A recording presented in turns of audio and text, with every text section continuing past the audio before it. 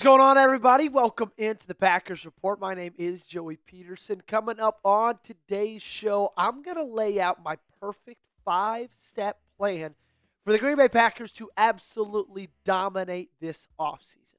And speaking of the offseason, we got a big one coming up, ladies and gentlemen. And the Packers Report will be bringing the heat for the entirety of it.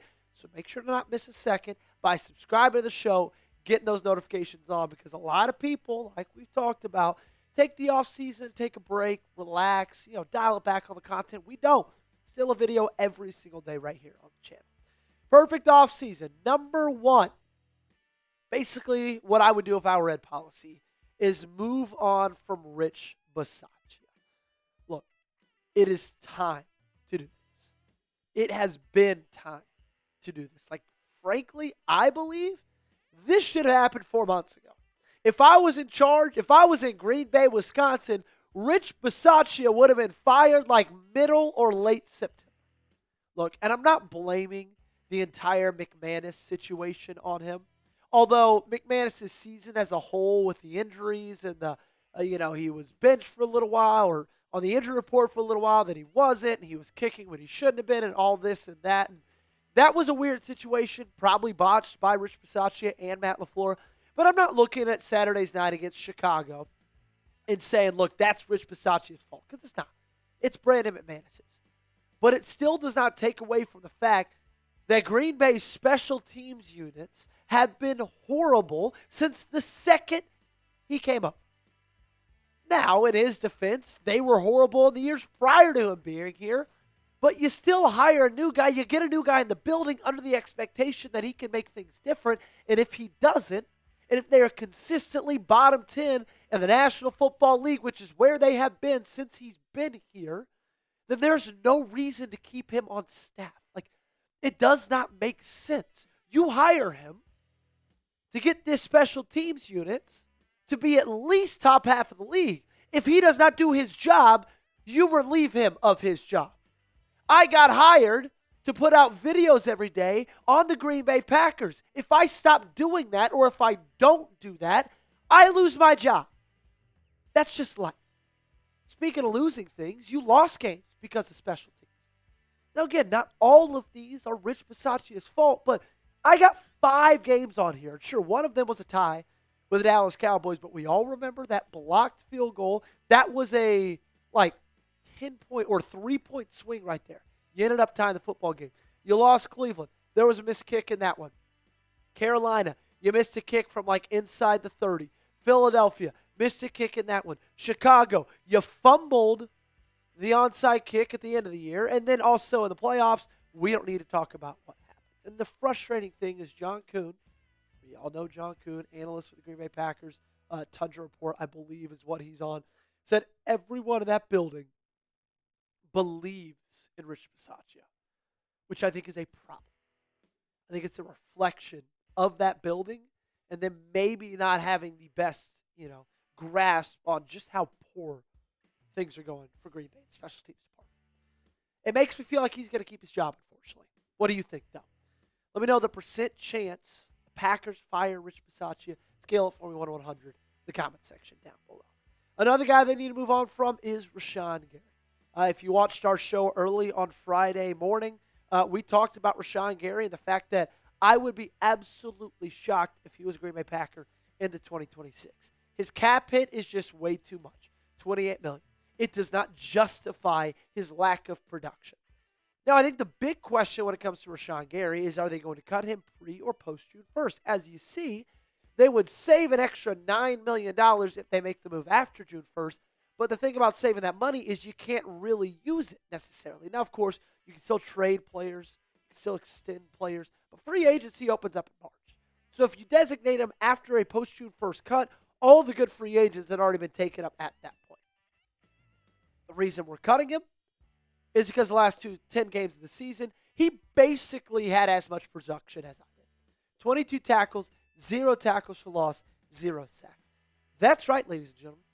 Joey Petersen and Gage Kilborn all the way down here in Dallas, Texas, had the same amount of tackles for loss and sacks as Rashan. Now, I'd love if there was a world that you could somehow trade him, Like, that would be my number one choice if that was a possibility. But there's no shot in hell that anybody's going to take on that contract. $28 million cap hit for a guy who doesn't get to the quarterback, has a horrible, horrible effort, then, look, you're just going to have to cut bait. Number 3, let's talk about the NFL draft. Not as excited to talk about this year because you don't have that first-round pick. What you do, though, is have the 52nd overall pick, and I think you got to draft a cornerback. I think you got to draft a quarterback with that selection. I thought you should have drafted a quarterback in the 2nd, 3rd, or 4th rounds last year. They didn't pay attention to me. It ended up biting them in the butt. I hope they don't make that same mistake again this year. Now, when it comes to Keyshawn Nixon, he was on our cut candidates video again, as well as Rashan Gary was. I think there's a 50-50 chance he gets cut. Now, I get the effort. I've seen the video on the goal line against Chicago. We've talked about the video on the goal line against Chicago. I understand that. But also, like, you only have a cap hit of $7 million for Keyshawn Nixon this season.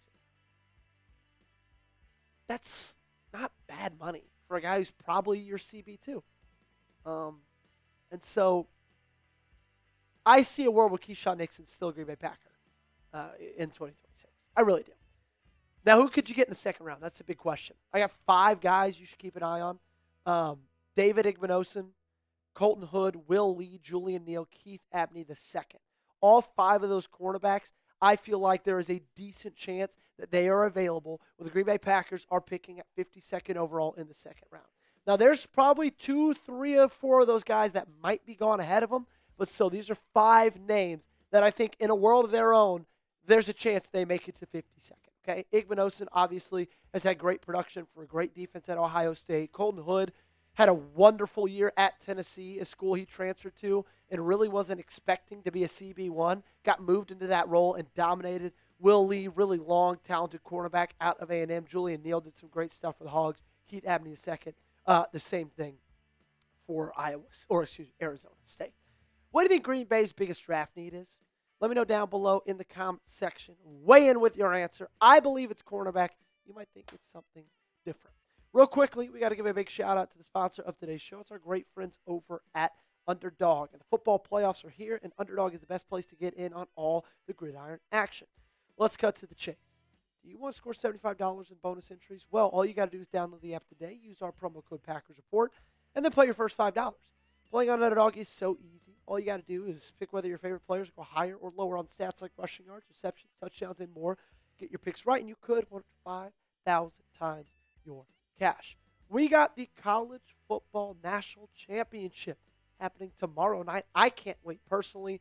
I took the higher on Fernando Mendoza pass yards, the higher on Mark Fletcher Jr. rush yards, and the higher on Omar Cooper 3.5 receptions.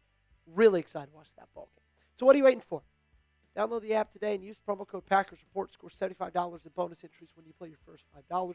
That is promo code Packers Report. Underdog. Make picks. Win money. Must be 18 or older, 19 or older in Alabama and Nebraska, 19 or older in Colorado for some games, 21 or older in Arizona, Massachusetts, and Virginia, and present in a state where Underdog Fantasy operates. Terms apply. See assets.underdogfantasy.com/web/playing-good-terms_DFS_.html for details. Offer not valid in Maryland, Michigan, New Jersey, New York, Ohio, and Pennsylvania. Concerned with your play? Call 1-800-GAMBLER or visit www.ncpgambling.org. In New York, call the 24/7 helpline at 1-877-8-HOPE-NY or text HOPE-NY to 467-367. Number 4, and this one might be my most controversial, is extend Quay Walker. Now, there's caveats in this. I really, really like Quay Walker. I thought he had another really, really good season. I mean, this dude is an absolute tackling machine. He's had over 100 tackles in every single year of his career. He had the most tackles he's ever had with 128. Look, he can rush the passer from that middle linebacker spot if he needs to.